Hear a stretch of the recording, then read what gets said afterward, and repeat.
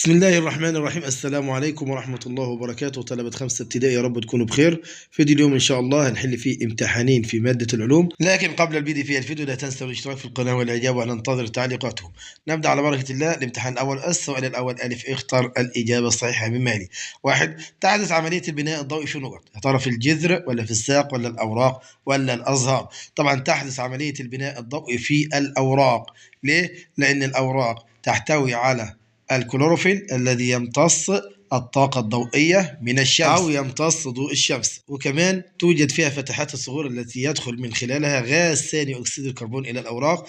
وتقوم أوعية الخشب بنقل الماء والعناصر الغذائية من الجذر إلى الأوراق، فيجتمع في الأوراق الضوء وثاني أكسيد الكربون والماء والعناصر الغذائية، فتقوم الأوراق بعملية البناء الضوئي، وينتج عن عملية البناء الضوئي سكر الجلوكوز والأكسجين. 2. تبدأ السلسلة الغذائية دائما بكائنات نقط، يا ترى منتجة ولا مستهلكة ولا محللة ولا مفترسة؟ طبعا تبدأ السلسلة الغذائية دائما بكائنات منتجة طبعا، والكائنات المنتجة المقرر علينا النباتات والطحالب الخضراء والكائنات الدقيقة. 3. تتقارب جسيمات المادة جدا من بعضها في حالة نقط، يا ترى الماء ولا الحديد ولا الأكسجين ولا كل ما سبق؟ طبعا تتقارب جسيمات المادة جدا من بعضها في الحالة الصلبة. طيب يا ترى الماء حالة صلبة؟ لا، الماء حالة سائلة، إذا هنختار الحديد لأن الحديد حالة صلبة. 4. وحدة قياس الكتلة نقط، يا ترى اللتر ولا الجرام ولا السنتيمتر ولا الملي لتر؟ طبعا اللتر والملي لتر ده وحدات قياس الحجم، أما السنتيمتر فوحدة قياس الطول، أما الكيلو جرام والجرام فوحدة قياس الكتلة. كون سلسلة غذائية من الكائنات التالية: أسماك صغيرة، طيور بحرية، بكتيريا، كائنات دقيقة تطفو على سطح البحر. طبعا احنا عرفنا ان الكائنات الدقيقة اللي تطفو على سطح البحر دي كائنات منتجة، وأي سلسلة غذائية لازم أن تبدأ بكائن منتج. فإذا كائنات دقيقة تطفو على سطح البحر رقم 1 هيتغذى على الكائنات الدقيقة أسماك صغيرة، ويتغذى على الأسماك الصغيرة طيور بحرية، وتتغذى البكتيريا على البقايا العضوية للطيور البحرية بعد موتها. السؤال الثاني: ضع علامة صح أو علامة خطأ أمام ما يناسب كل عبارة مما يلي. 1. يقوم جهاز النقل في النبات بنفس وظيفة الجهاز الدوري في جسم الإنسان. طبعا الإجابة صحيحة. فقدان الموطن من أهم أسباب انقراض الكائنات الحية. طبعا الإجابة صحيحة. يتشابه سطح المنزل الصحراوي مع سطح منزل في الغابة الاستوائية. طبعا سطح المنزل الصحراوي بيكون مستوي، ليه؟ لتشتيت الحرارة. أما سطح منزل في الغابة الاستوائية فبيكون مائل ومصنوع من الخشب علشان تنزلق المياه من عليه، فإذا الإجابة خاطئة. 4. تتغير المادة من حالة لأخرى بارتفاع أو انخفاض درجة الحرارة. طبعا الإجابة صحيحة. ما أجزاء النبات الرئيسية؟ طبعا تتكون النباتات من الجذر والساق والأوراق، وبعض النباتات تحتوي على الأزهار. السؤال الثالث: ألف، أكمل العبارات الآتية مستخدما الكلمات التالية: أوعية اللحاء، البكتيريا والفطريات، شريط القياس، انصهار، الميزان، تبخر. 1. من أمثلة الكائنات المحللة؟ طبعا من أمثلة الكائنات المحللة البكتيريا والفطريات. 2. ينقل الجلوكوز من الأوراق إلى باقي أجزاء النبات عن طريق نقط. طبعا اللي بينقل الجلوكوز من الأوراق إلى باقي أجزاء النبات هي أوعية اللحاء. أما اللي بينقل الماء والعناصر الغذائية من الجذر إلى الأوراق فهي أوعية الخشب. 3. عند نقط الثلج يتحول من الحالة الصلبة إلى الحالة السائلة. متى يتحول الثلج من الحالة الصلبة إلى الحالة السائلة؟ عندما ينصهر. إذن عند انصهار الثلج يتحول من الحالة الصلبة إلى الحالة السائلة. 4. يمكن قياس طول حجرة الفصل باستخدام نقط. طبعا لقياس الأطوال بنستخدم شريط القياس. ما سبب حدوث ظاهرة ابيضاد الشعاب المرجانية؟ طبعا ابيضاد الشعاب المرجانية دي ظاهرة تحدث نتيجة ارتفاع درجة حرارة الماء. الامتحان الثاني، السؤال الأول: ألف، اختر الإجابة الصحيحة مما يلي. 1. من المكونات غير الحية في النظام البيئي نقط، يا ترى الفطريات ولا النبات ولا التربة ولا الجراد؟ طبعا تعريف النظام البيئي هو مساحة من الطبيعة تحتوي على أو تتألف من كائنات حية، نباتات وحيوانات، وعناصر غير حية، ماء وهواء وتربة. فإذا من المكونات غير الحية هي التربة. 2. يعتبر الأسد من الكائنات نقط، يا ترى المنتجة ولا آكلة الأعشاب ولا آكلة اللحوم ولا المحللة؟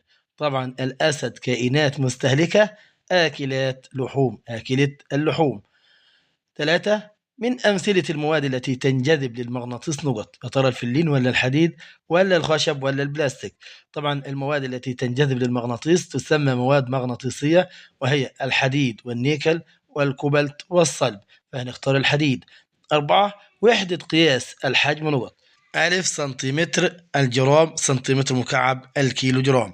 طبعا وحدة قياس الحجم اللتر أو الملي لتر أو السنتيمتر مكعب، مع العلم أن اللتر يساوي 1000 سنتيمتر مكعب يساوي 1000 ملي لتر، يعني السنتيمتر مكعب يساوي ملي لتر، فإذا هنختار سنتيمتر مكعب. ب. كون سلسلة غذائية من الكائنات التالية: حشائش، فأر، صقر، ثعبان. طبعا هنبدأ بالكائن المنتج حشائش. الكائن اللي يتغذى على الحشائش هو كائن مستهلك أولي، طبعا الفأر. اللي يتغذى على الفأر كائن مستهلك ثانوي اللي هو ثعبان. واللي يتغذى على الثعبان كائن مستهلك من الدرجة الثالثة وهو الصقر. إذا السلسلة هتكون حشائش، فأر، ثعبان، صقر. السؤال الثاني: ألف، ضع علامة صح أو علامة خطأ أمام ما يناسب كل عبارة مما يلي. 1. يصنع النبات غذاءه بنفسه أثناء عملية التنفس. طبعا الإجابة خاطئة. خاطئة ليه؟ لأن النبات يصنع غذاءه بنفسه أثناء عملية البناء الضوئي. 2. الكائنات المحللة ليس لها دور في النظام البيئي.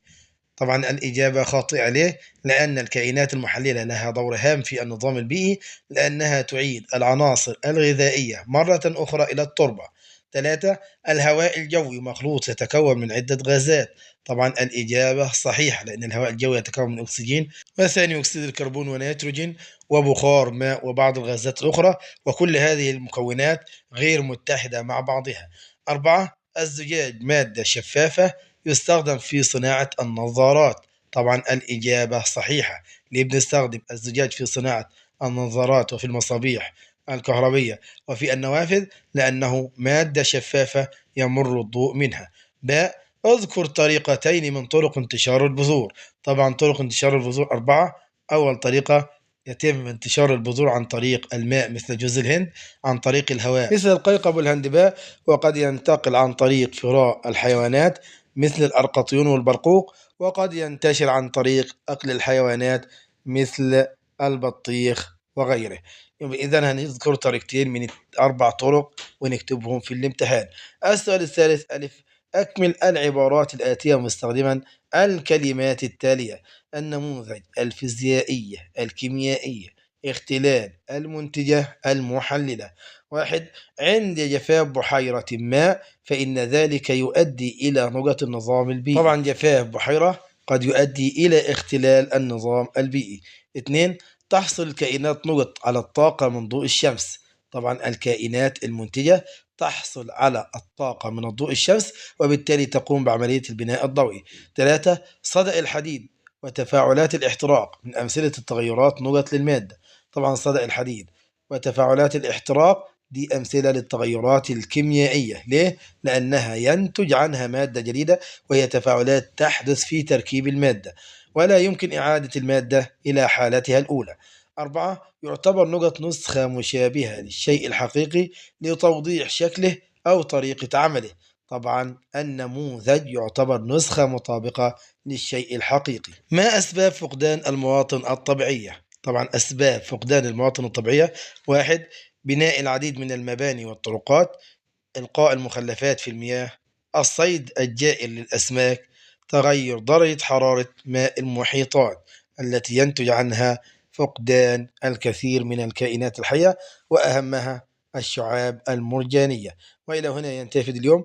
لا تنسوا الاشتراك في القناة والإعجاب، وننتظر تعليقاتكم. لا تنسونا من صالح دعائكم، والسلام عليكم ورحمة الله وبركاته.